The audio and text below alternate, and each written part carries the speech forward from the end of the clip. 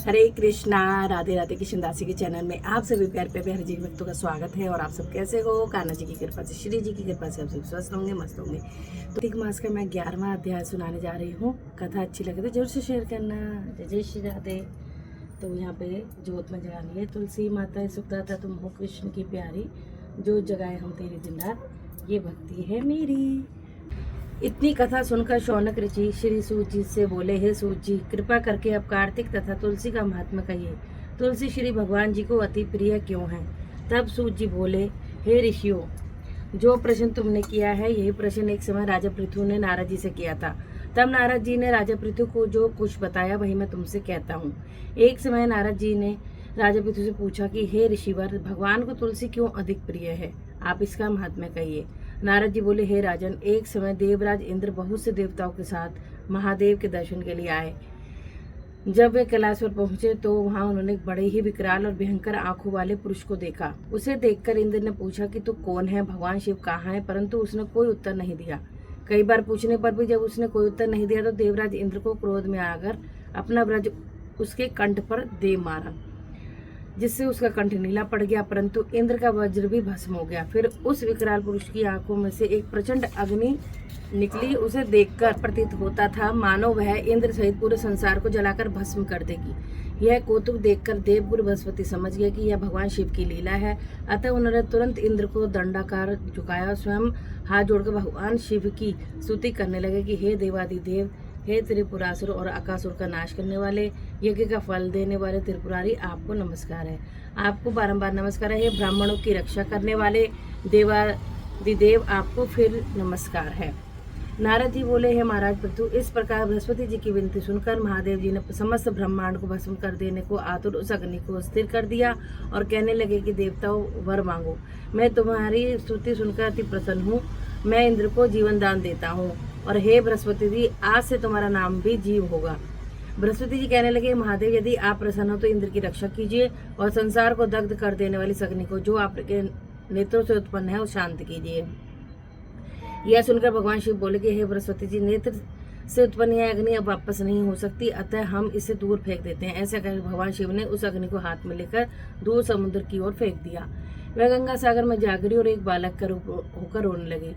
उसके रोने की आवाज इतनी भयंकर थी कि पृथ्वी कांपने लगी। सब तो लोग बहरे हो गए। ऐसा भयंकर नाद सुनकर नारद जी वहां आए और समुद्र की गोद में एक बालक को देखकर आश्चर्य से भर उठे।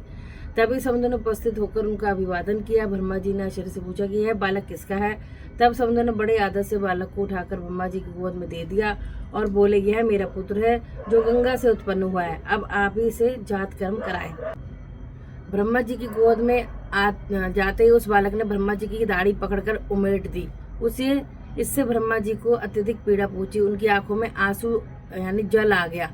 अतः उस हाथ से दाढ़ी छुड़ाकर उन्होंने कहा, इससे हमारी आंखें जल निकाला है, इसलिए इसका नाम जालंधर होगा और भगवान शिव के अतिरिक्त किसी के हाथों से नहीं मरेगा, क्योंकि इसकी उत्पत्ति शिव के अंश से ही हुई है।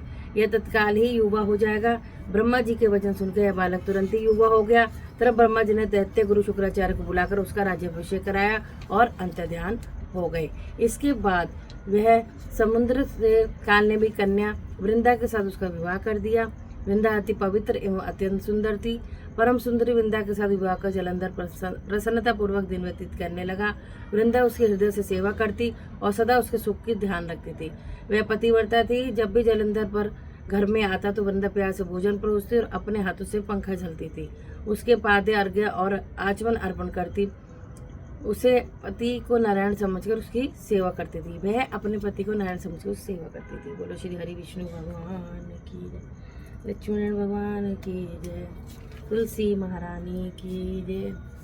अब जल को हम चढ़ाएंगे। आंवले के वृक्ष में चढ़ाया है। तुलसी महारानी की जय हो। और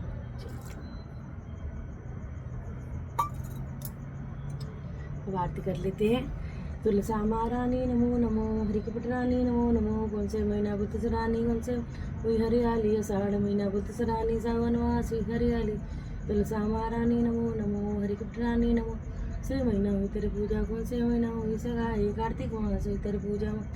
सुबह तुलसा महारानी नमो नमो, हरिकपट कामटी तुलसा, कामटी 40 ग्राम, कमला मटी तुलसा, सन मटी 40 ग्राम।